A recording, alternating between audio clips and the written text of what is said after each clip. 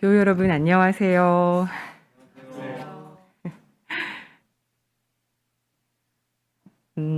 오늘 하늘뜻 펴기의 제목을 조금 다소 낯설게 지어보았는데요. 낯선 당신이 우리에게 왔다가 그것입니다. 설교 제목으로는 조금 낯서시지요? 그리고 오늘 저는 다소 미학적 하늘뜻 펴기를 준비하였습니다. 그간 그림, 시 등을 소개하며 그것들을 시줄과 날줄을 엮듯 성서와 같이 뜨개질 해나갔었는데요. 오늘도 미학적 재료들을 도구 삼아 말씀을 지어나가고자 합니다. 오늘 우리는 야고보서를 읽었습니다. 야고보서의 큰 주제 중 하나가 율법과 자유, 그리고 신앙과 행위인데요. 오늘 본문은 이 주제들을 모두 담고 있습니다. 야고보는 율법을 잘 따라 행동하는 것을 권면합니다. 그런데 이 율법은 자유케 하는 율법이라고 말합니다. 바울 서신에 나타나는 율법은 보통 부정적으로 평가되었는데요. 율법보다는 하나님의 은혜로 구원을 받는 것을 강조했던 것을 우리 교우분들이 기억하실 것입니다. 바울에게 율법은 자유와 철저하게 대립되는 개념으로 사용되었습니다. 그런데 오늘 야고보는 그냥 율법이 아닌 자유를 주는 율법이라고 말합니다. 야고보는 율법이 우리 인간에게 심겨져서 우리를 변화시킨다고 보았습니다. 이때 그가 말한 율법은 구약의 종교적 계명도, 도덕적 계명도, 십계명도 아니었습니다. 바리새파 사람들은 이러한 율법만을 강조하며 객관적인 표준치에 따라 다른 사람들을 비판하고 배제해 왔습니다. 그러나 야고보에서 말하는 율법은 객관적 지표라기보다는 사람의 마음 속에 새겨진 하나님의 뜻이라 규정합니다. 이 뜻을 실천하게 될 때 비로소 자유함을 얻는다고 그는 보았습니다. 즉, 야고보는 실천을 강조하며 율법을 우리 삶에 재소환합니다. 야고보는 하나님의 말씀을 듣는 것에 머무는 그리스도인들을 향해 단도직입적으로 말합니다. 실천이 뒤따르지 않는 신앙은 죽은 신앙이요, 그곳으로는 구원에 이를 수 없다고 선언합니다. 그것은 마치 영혼이 없는 몸과 같다고 말하며 행함으로 믿음이 온전케 됨을 재차 전하고 있습니다. 행함, 곧 실천, 이 얼마나 중요한지를 강조하다 보니 저에게 떠오르는 에피소드가 하나 있습니다. 저희 대학의 윤리학 교수님이셨는데 어찌나 말을 거칠게 하고 술은 또 얼마나 자주 드시던지 학생들 사이에서도 그분의 명성은 자자했습니다. 그런데도 저를 좀 똘똘하게 보셨는지 유달리 저에게는 참 자상하게 대해주셨습니다. 그러기에 고인이 되셨지만 이 이야기를 소개하여도 신뢰가 되지 않을 것 같습니다. 그 교수님의 와이프는 CBS나 CTS에서 나오는 설교를 늘상 들으셨다고 해요. 급진적인 신앙을 가졌던 그가 그 소리가 너무 듣기가 싫어서 제발 그 TV 좀 끄라고 소리를 질렀다고 합니다. 그래서 그 와이프 되시는 장로님께서 하신 말이, 야, 네가 목사냐? 그럼 난 하나님이다 라고 대꾸하셨다고 해요. 목사가 돼서 들으니 남의 얘기 같진 않지만 그만큼 행함이 중요하다는 이야기겠지요.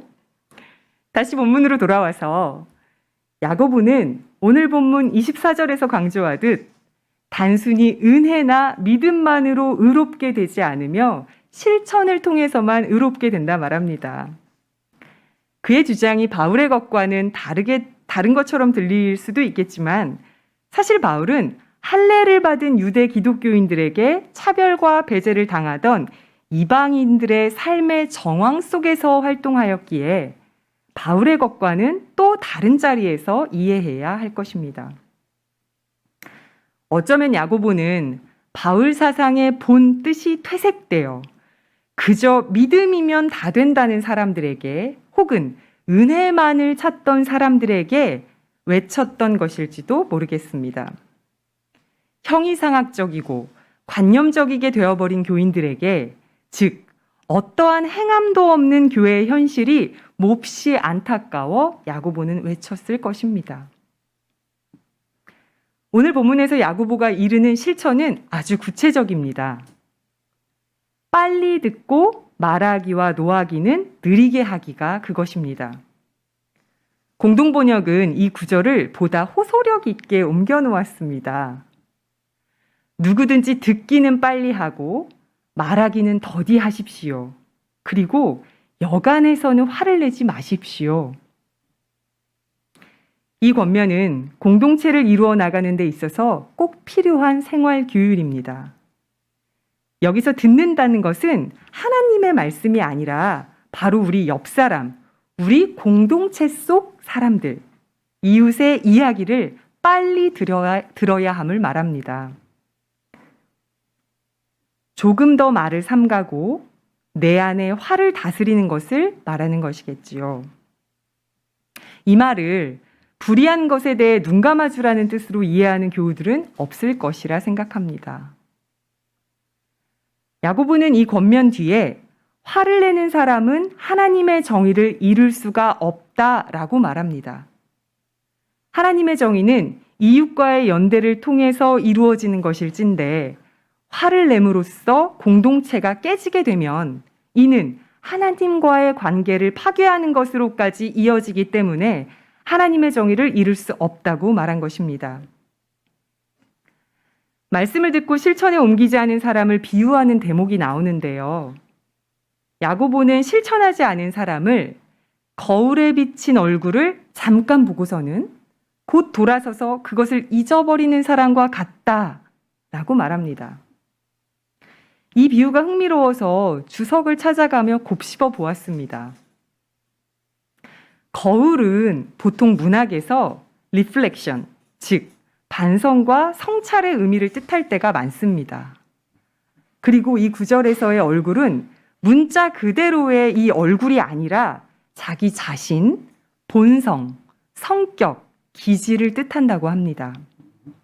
이 두 의미를 모아보니까 이 비유는 실천의 부재를 반성하지 않는 것에 대한 경고이자 자신의 타고난 성격과 기질을 다스리지 못한 것에 대한 꾸짖음이라 생각되었습니다. 결국 야고보가 말하는 자유를 주는 율법이란 끊임없이 자기의 성격과 기질을 어르고 타이르고 성찰함으로써 자기, 나, 자기 이기주의로부터의 해방되는 것이기에 자유를 주는 율법이라고 말한 것으로 보입니다. 이쯤 되면 신앙의 짬밥이라고 할까요? 신앙의 그 짬바가 깊으신 분들은 이렇게 말할 수도 있을 것 같습니다. 아, 이것은 클리셰가 아니냐. 뭐가 이렇게 뻔해. 라고 말하는 교우분들도 있을 것 같습니다. 그러나 우리는 이토록 진부한 권면을 실천하는 것이 참 어렵다는 것을 알고 있습니다. 자신의 의견에 반대하거나 다른 의견을 말할 때 화내기를 더디하며 경청하는 것이 사실 쉽지 않음을 우리가 인정한다는 것은 그만큼 일상 속에서 타인에게 자주 상처를 주고 또 받기 때문일 것입니다. 오늘 저는 야고보가 전하는 말씀을 남북관계나 노동해방, 반자본주의와 같은 큰 담론에 묶어두고 싶지 않습니다. 되레 우리의 삶, 우리 공동체, 우리 교회 속에서 풀어내고 싶습니다.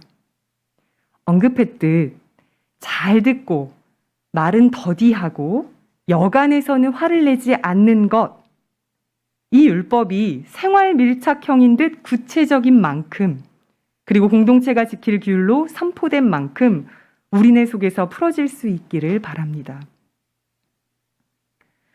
말씀의 자리를 마가복음으로 옮겨와 볼까요?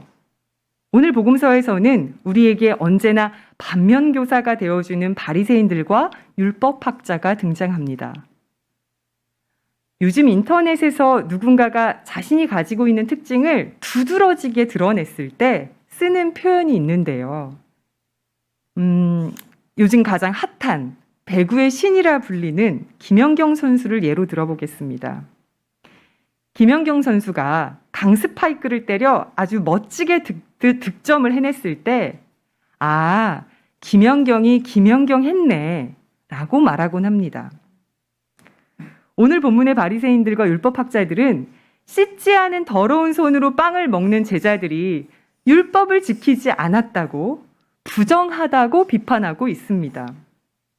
그렇다면 이 상황에서 이렇게 말할 수 있겠네요. 바리새인이 바리새인 했네. 네, 오늘도 바리새파 사람들과 율법학자는 규례를 지키지 않는 제자들을 빌미로 예수께 따져 묻고 있습니다. 예수 역시 늘 그러했듯 그들의 위선과 교만을 지적합니다. 바리새파 사람들은 예수와 제자들이 왜 그렇게 싫고 왜 그리도 미웠을까요? 그들이 가진 폭력성은 이분법적 배타성을 근간으로 합니다. 배타성은 동질성을 기반으로 한 어떤 집단의 정체성을 강화하고 유지하기 위해 필수적인 요소입니다. 우리는 생각이 같아. 너랑 나랑은 이것을 동의해. 여기 모인 우리는 누구보다 논리적이고 합리적이라는 공통점이 있어. 우리는 이 부분에 있어서만큼은 동일한 지향과 목표를 가지고 있어. 우리는 저들이 모르는 것을 이미 알고 경험한 사람들이야. 이러한 생각이 동질성을 만듭니다. 그리고 이 동질성을 계속 유지하다 보면 이질적인 것, 다른 것들은 동질 집단의 정체성을 깨트릴 수 있는 위협적인 요소로 간주됩니다. 이때 미움과 혐오의 감정이 작동하게 됩니다. 그러다 보니 우리와 다른 성질의 것들은 비정상적이거나 혹은 빌런으로 인식하기 때문에 저 집단은 혹은 저 사람은 배제해도 되고 심판해도 된다라고 하는 정당성이 성립되기도 합니다.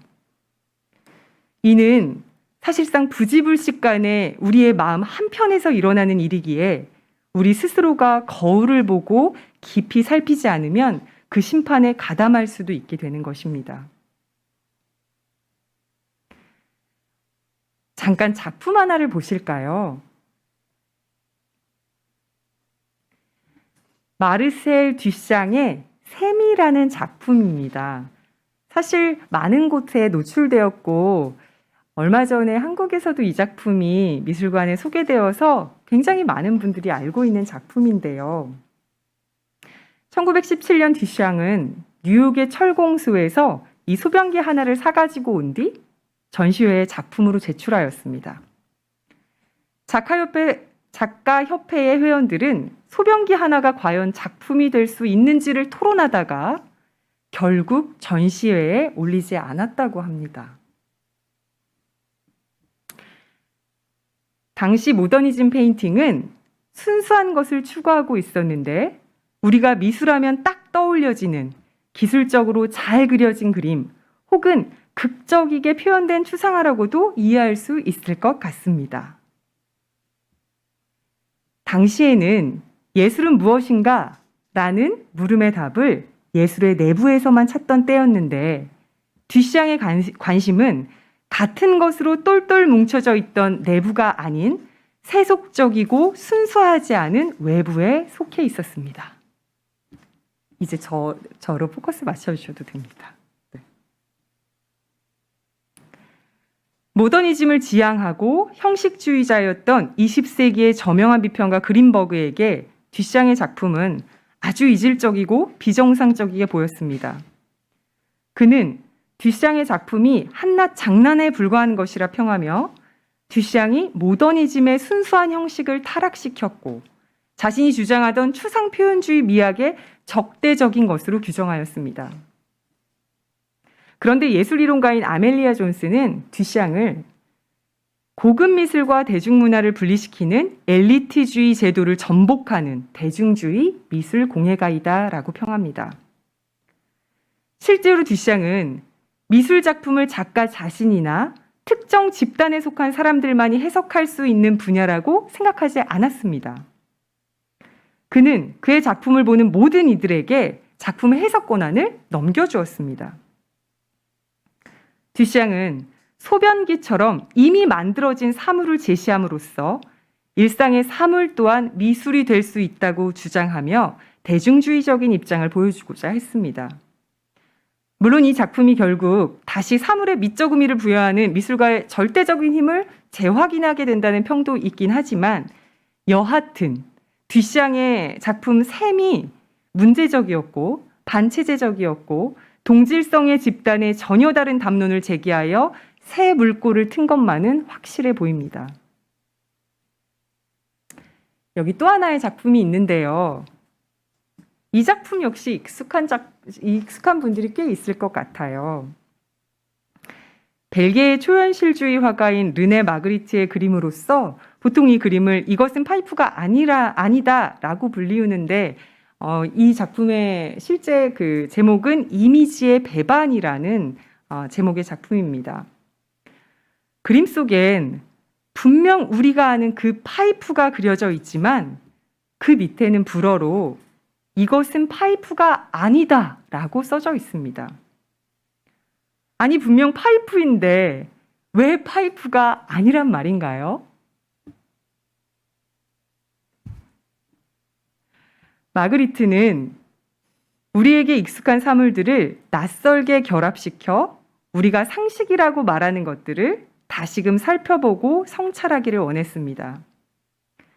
그는 우리가 이것은 분명히 맞다, 이것은 틀림이 없다, 이것은 다른 의견이 있을 수 없다 라고 주장하는 것들을 다시 의심하고 들추어보게 만듭니다. 이를 예술에서는 낯설게 하기 기법이라 부릅니다. 우리의 지각 구조는 비슷하거나 동일한 것들을 자동 반사적으로 편하게 느낄 수밖에 없습니다. 그렇게 계속 편한 것들 속에 머물다 보면 개념 파악이나 판단 역시 늘 동일한 것들 속에서 뱅뱅뱅 돌게 됩니다. 다름을 신선하게 느끼기보다는 불편하게 여기게 되고 이질적인 것을 적대자로 만들기도 하며 낯선 것들은 그룹 밖으로 배제해야 된다 혹은 배제해도 괜찮다라는 생각을 무리 없이 하게 만듭니다. 낯설게 하기가 우리의 인식에 습관적 태도에 충격을 가져온 것처럼 우리 속에 있는 다른 소리, 다른 의견은 우리가 탄탄하다고 믿었던 우리의 이성과 그간 고수해왔던 한목적성을 환기시켜 줄 수 있는 또 하나의 감각일 수 있다고 생각합니다. 바리새인들과 율법학자들이 낯선 정당성을 인정할 수 없었던 이유는 결국 야고보가 말한 우리를 자유롭게 하는 율법이 아닌 율법을 위한 율법, 그들의 내부 결속만을 위한 율법, 그들이 가진 권한을 유지 존속하게 하는 율법에만 머물러 있었기 때문입니다. 오늘의 구약 본문인 아가서는 에로스를 그 어떤 부끄러움도 없이 주저함없이 자유롭게 노래합니다.